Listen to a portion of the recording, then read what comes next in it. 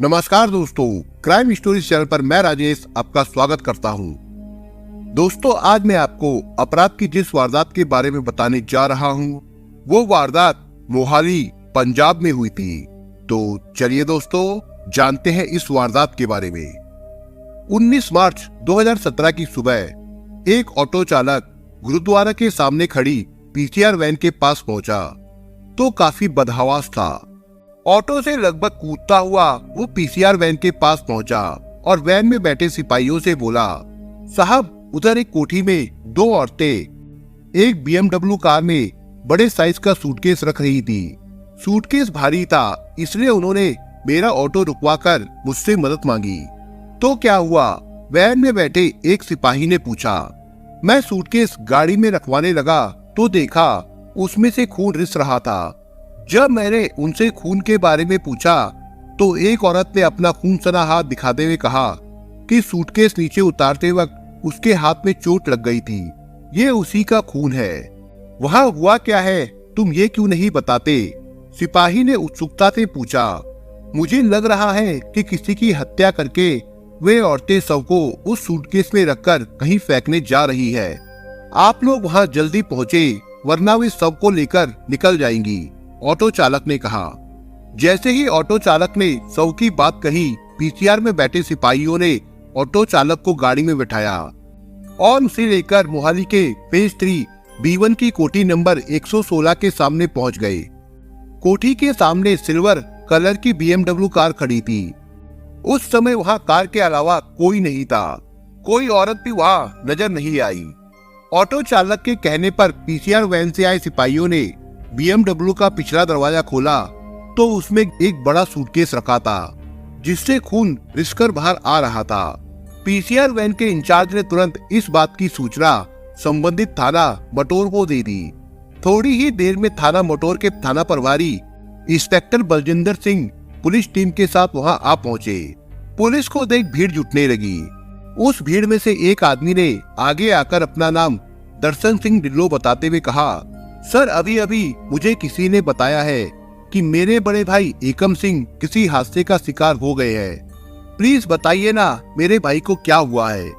बलजिंदर सिंह पन्नू अभी कुछ देर पहले ही वहां आए थे। वहां की स्थिति देखकर उन्होंने कोई कार्रवाई करने से पहले अपने अधिकारियों को सूचित करना उचित समझा। अधिकारियों को सूचना देकर वो उनके आने का इंतजार कर रहे थे, इसलिए दर्शन को वो कुछ नहीं बता सके। थोड़ी देर में डीएसपी आलम विजय सिंह के अलावा कुछ अन्य पुलिस अधिकारी भी वहां आ पहुंचे। इंस्पेक्टर अतुल सोनी के नेतृत्व में क्राइम ब्रांच की विशेष टीम भी वहां आ गई थी। डॉग स्क्वाड और फॉरेंसिक टीमों को भी बुला लिया गया था। पुलिस अधिकारियों की उपस्थिति में मौके का नक्शा बनाकर बीएमडब्ल्यू कार से सूटकेस निकलवाकर खोला गया तो उसमें एक लंबे तगड़े आदमी का शव निकला, जिसे इस तरह तोड़ मरोड़ कर ठूसा गया था कि उसके घुटने उसकी ठुड्डी को छू रहे थे। उसे देखते ही दर्शन सिंह ढिल्लों ने कहा कि ये सब उसके बड़े भाई एकम सिंह ढिल्लों का है। उसने बताया कि उसके भाई का कद 6.25 फुट से ज्यादा लंबा और उनका वजन 90 से 95 किलोग्राम था। चौंकाने वाली बात ये थी कि सूटकेस में शव ठूसा गया था, उसका आकार 2x2.5 फुट का था। पुलिस शव का निरीक्षण कर रही थी कि मृतक एकम सिंह के पिता जसपाल सिंह भी आ गए। शायद उन्हें दर्शन ने फोन करके बुला लिया था। शव का पंचनामा तैयार कर उसे कब्जे में लेने के बाद पुलिस ने वहां मौजूद कुछ लोगों के बयान लेने के साथ दर्शन सिंह ढिल्लों और उसके पिता जसपाल सिंह से भी काफी विस्तार से पूछताछ की। ये बाप बेटे मोहाली के फेज 6 में रहते थे। दोनों से हुई बातचीत में मृतक के बारे में जो पता चला वो इस तरह से था। सरदार जसपाल सिंह अपना कारोबार तो करते ही थे, साथ साथ पंजाब के जाने माने मानव अधिकार कार्यकर्ता भी थे। समाज में उनका अच्छा खासा रुतबा था। जसपाल सिंह ने 3 शादियां की थी। इन दिनों वो अपनी तीसरी पत्नी और छोटे बेटे दर्शन सिंह के साथ रह रहे थे। दर्शन सिंह ढिल्लों की शादी कुछ दिनों पहले ही हुई थी, लेकिन जल्दी ही उसका पत्नी से तलाक हो गया था। बड़े बेटे एकम सिंह ने सन 2005 में सीरत कौर से प्रेम विवाह किया था, जिससे उसे 2 बच्चे, बेटा गुरनवाज सिंह और बेटी हुमायरा कौर हुई थी। शादी के 6 महीने बाद ही 40 साल के एकम सिंह पत्नी को लेकर अपने परिवार से अलग हो गया था। कुछ समय तक उसने असम में नौकरी की। उसके बाद वहां से लौटकर वो चंडीगढ़ के एक बड़े होटल में काम करने लगा था। कुछ दिनों बाद उसने ये नौकरी भी छोड़ दी थी। इस समय वो स्टोन क्रशर व कंस्ट्रक्शन का कारोबार कर रहा था। मोहाली के कस्बा नया गांव में उसका अच्छा खासा काम चल रहा था। इस समय उसका बेटा 11 साल का था तो बेटी 6 साल की। दोनों चंडीगढ़ के प्रतिष्ठित स्कूलों में पढ़ रहे थे। एकम की अपने छोटे भाई और पिता से बोलचाल नहीं थी, फिर भी उन्हें कहीं न कहीं से एकम के बारे में जानकारी मिलती रहती थी। बेटा बातचीत नहीं करना चाहता था तो वे क्या कर सकते थे। फिर भी जसपाल सिंह को ये जानकर खुशी थी कि एकम तरक्की कर रहा है। उनका सोचना था कि एकम अपने परिवार के साथ खुश है। लेकिन लंबे अरसे बाद 8 मार्च की रात एकम सिंह अचानक पिता के पास जा पहुंचा। उस समय वो काफी दुखी और परेशान था। रोते हुए उसने पिता को बताया था कि वो अपनी जिंदगी से काफी परेशान है। उसकी पत्नी और सास उसे परेशान कर रही है। उसने ये भी बताया था कि कल उसके साथ बड़ा धोखा हो सकता है। इसके अलावा भी उसने कई और चौंकाने वाली बातें बताई थी। जसपाल सिंह ने उसे आश्वस्त किया था कि वो जल्द ही उसके घर आकर इस मामले की उसकी पत्नी और सास से बात करके उसकी समस्या का हल निकालने की कोशिश करेंगे। इसके बाद उन्होंने एकम से खाना खाकर जाने को कहा, लेकिन वो भूख ना होने की बात कहकर चला गया था। अगले दिन सवेरे ही दर्शन सिंह को उसके किसी दोस्त ने फोन करके एकम के साथ कोई हादसा होने की बात बताई थी। फोन सुनते ही वो उसके घर की ओर चल पड़ा था। एकम पहले चंडीगढ़ के सेक्टर 35 में किराए के मकान में रहता था, जहां वो 80,000 रुपए महीना किराया देता था।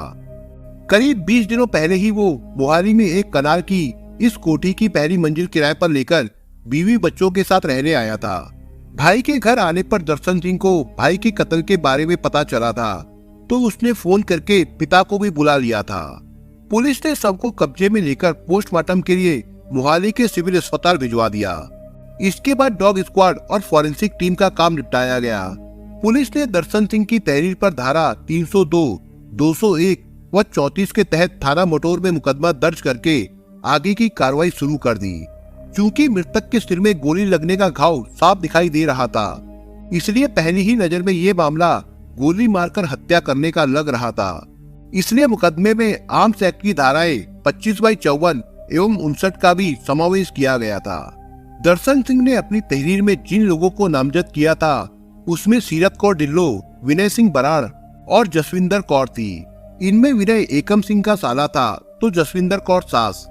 इन तीनों को मुख्य रूप से आरोपी बनाने के अलावा शिकायत में ये भी आशंका व्यक्त की गई थी कि वारदात के समय इनके साथ कुछ और लोग भी रहे होंगे।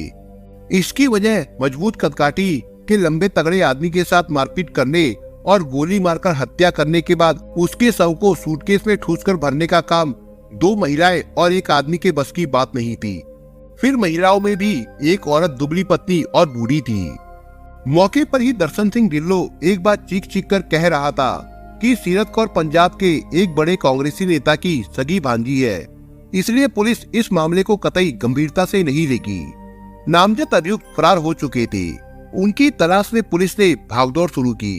पुलिस को इस मामले में कोई सफलता मिलती उसके पहले ही उसी दिन शाम को एक आदमी बड़ी सी गाड़ी में आया और नामजद मुख्य अभियुक्ता सीरत कौर को थाना मोटोर में छोड़ गया। सीरत ने थाना प्रभारी के सामने जाकर आत्मसमर्पण कर दिया। पुलिस ने उसे हिरासत में लेकर औपचारिक पूछताछ शुरू की। इस पूछताछ में पता चला कि सीरत की दोस्ती अपने भाई विनय प्रताप सिंह बराड़ के एक दोस्त से थी।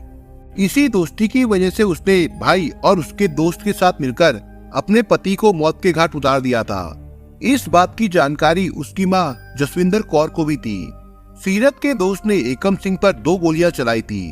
उनमें से एक उसकी खोपड़ी में लगी थी और दूसरी पिस्टल में ही फंसकर रह गई थी।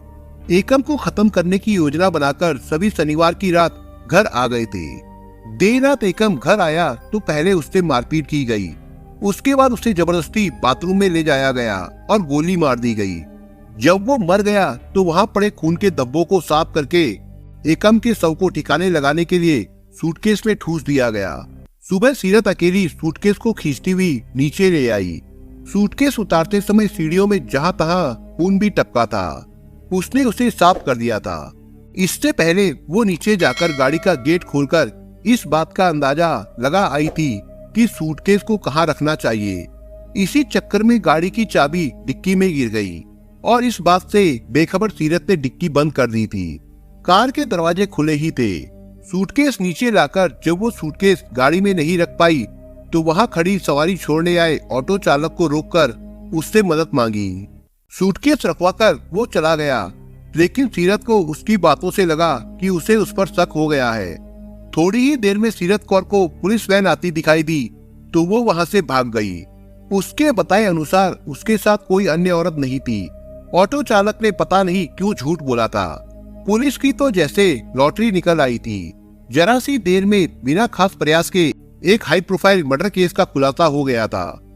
सीरत ने सरेंडर कर दिया था। अब अन्य अभियुक्तों को भी आसानी से पकड़ा जा सकता था, परंतु रात में ही पुलिस की आशा निराशा में बदल गई। सीरत की गिरफ्तारी की सूचना पाकर रात में जब पुलिस के बड़े अधिकारी उससे पूछताछ करने थाने पहुंचे तो वो पिछले बयानों से मुकर गई। अब वो कहने लगी थी कि पति के अत्याचारों से तंग आकर उसने अकेले ही उसकी हत्या की थी। एकम उसके चरित्र पर शक करते हुए उससे मारपीट करता था। पिछली रात भी वो शराब पीकर आया और उससे मारपीट करते हुए उसने उस पर अपना रिवॉल्वर तान दिया था। मौका पाकर रिवॉल्वर छीनकर उसने उस पर गोली चला दी। रिवॉल्वर के बारे में उसने बताया कि वो घर की अलमारी में पड़ी है, लेकिन इस कांड में उसके साथ कोई और नहीं था। उसने अकेले अपनी सुरक्षा को ध्यान में रखकर ये कत्ल किया है और वो अपना अपराध स्वीकार कर रही है। हद तो तब हो गई जब सीरत का कस्टडी रिमांड हासिल करने के लिए उसे सुबह अदालत में पेश किया गया। माननीय जज ने सीरत को 2 दिनों के कस्टडी रिमांड में रखने का आदेश देते हुए पुलिस से कहा कि मामला हाई प्रोफाइल है, जांच में कहीं कोई कमी नहीं होनी चाहिए। उसी दिन मोहाली के फेज 6 स्थित सिविल अस्पताल के 3 डॉक्टर मनहर सिंह, हिम्मत मोहन सिंह और कुलदीप सिंह ने एकम के शव का पोस्टमार्टम किया।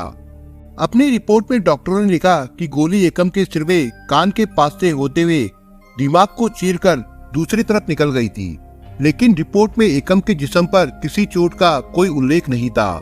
एकम के भाई और पिता को पहले से ही मोहाली पुलिस पर भरोसा नहीं था। उनका आरोप था कि एसपी आरोपियों को बचा रहे हैं। इस बात की शिकायत करने के लिए वे 20 मार्च को पंजाब के मुख्यमंत्री कैप्टन अमरिंदर सिंह से मिले।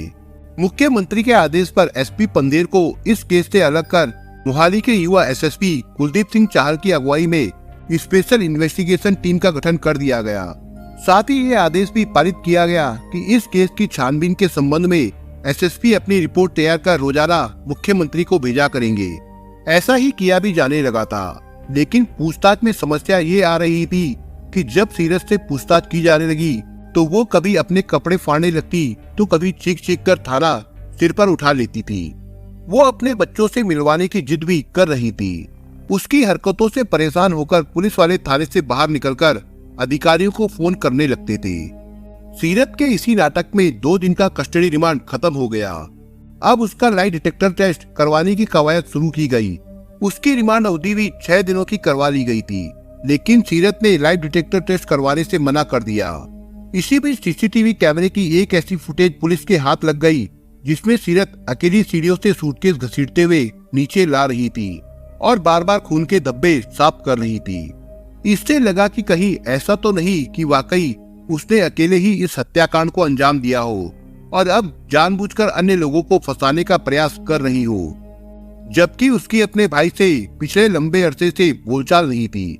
6 दिनों का कस्टडी रिमांड भी निकल गया, लेकिन पुलिस सीरत से जरूरी पूछताछ नहीं कर सकी।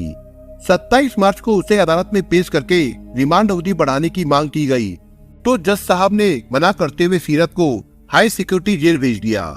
अब पुलिस बिना अदालत की अनुमति के उससे एक भी सवाल नहीं पूछ सकती थी, जबकि एकम परिवार के सदस्य न्याय की खातिर बार बार पुलिस के बड़े अधिकारियों से गुहार लगा रहे थे। 3 अप्रैल 2017 को सीरत के भाई विनय प्रताप सिंह बराड़ उर्फ विन्नी ने एसएसपी के सामने सरेंडर कर दिया। उससे मनोवैज्ञानिक तरीके से पूछताछ की गई, जिसमें वो बेकसूर पाया गया। उसे रिहा करने के अलावा पुलिस के पास कोई उपाय नहीं था। इसी तरह 10 अप्रैल को सीरत की मां जसविंदर कौर ने भी अपने वकील के साथ एसएसपी कुलदीप सिंह चाहल के सामने सरेंडर कर दिया। उससे भी पुलिस ने पूछताछ की, वो भी पूछताछ में बेकसूर पाई गई, तो उसे भी छोड़ दिया गया। ये एक निहायत उलझा हुआ हाई प्रोफाइल केस था। सीरत के पिता का तभी देहांत हो गया था जब वो काफी छोटी थी। उसका लालन पालन उसके मामा अजीत सिंह मोफर ने किया था, जो बाद में पंजाब की सरदूलगढ़ सीट से कांग्रेसी विधायक चुने गए थे। सीरत की मर्जी के अनुसार एकम से शादी करवाने में भी उसके इस मामा ने अपना पूरा सहयोग दिया था। सीरत की अपने भाई से नहीं बनती थी, वो उसकी शादी में भी शामिल नहीं हुआ था। कहते हैं कि सीरत आधुनिक विचारों की खुले हाथों खर्च करने वाली औरत थी। सन 2011 में जिन दिनों एकम पंजाब एग्रो विभाग में मैनेजर के पद पर कार्यरत था, वहाँ करोड़ों रुपए का घोटाला हुआ था। इस बारे में आपराधिक केस भी दर्ज हुआ था, जिसमें कुछ अन्य लोगों के अलावा एकम और सीरत भी आरोपी थे। ये केस अभी भी मोहाली की एक अदालत में चल रहा है। एकम हत्याकांड में तभी कुछ सामने आ सकेगा जब कड़ी से कड़ी जोड़कर व्यापक छानबीन की जाएगी। पुलिस भी खुलकर सामने नहीं आ रही है। केस को लेकर उसके पास शायद कुछ ऐसे पत्ते हैं जिन्हें वो अभी खोलना नहीं चाहती। वक्त आने पर ही शायद खोलकर केस को मजबूत करे। अभी तक तो मर्डर का ना मोटिव सामने आया है और ना मर्डर वेपन ही विश्वसनीय लग रहा है, और न ही इस कांड का कोई चश्मदीद गवाह है। फिलहाल ऑटो चालक का रोल भी पर्दे के पीछे कर दिया गया है। एकम के उस रात शराब न पीने की पुष्टि हो चुकी है। कहा जाता है कि वो 1 महीने पहले ही शराब पीना छोड़ चुका था। उसका लाइसेंसी रिवॉल्वर भी तब से थाने में जमा था जब पंजाब में विधानसभा के चुनाव हुए थे। ऐसे में वो पिस्तौल किसकी थी जिससे गोली चलने की बात मानकर मौके से कब्जे में लिया गया था। फिलहाल केस की ताजा स्थिति ये है कि न्यायिक हिरासत की अवधि समाप्त होने पर सीरत जब मोहाली की अदालत में पेश हुई तो उसकी हिरासत अवधि बढ़ाते हुए माननीय जज ने आदेश दिया कि आगे उसकी पेशी वीडियो कॉन्फ्रेंसिंग से हुआ करेगी। मतलब सीरत को निजी रूप से अदालत में पेश नहीं होना पड़ेगा। सीरत ने अपने बच्चों की कस्टडी हासिल करने की बात भी जज से कही थी, जिसके लिए उसे संबंधित अदालत में अर्जी लगाने को कहा गया। पुलिस का कहना है कि इस केस में अभी भी जांच जारी है। फिलहाल इसमें किसी को क्लीन चिट नहीं दी गई है। जिन्हें छोड़ा गया है उन्हें पूछताछ के लिए कभी भी फिर से बुलाया जा सकता है। दोस्तों, आप अगर चैनल पर नए हो तो आप चैनल को सब्सक्राइब करने के साथ कमेंट बॉक्स में इस कहानी के बारे में अपने विचार जरूर लिखिएगा। मिलता हूँ एक नई कहानी के साथ, तब तक के लिए अपना ख्याल रखिएगा। धन्यवाद।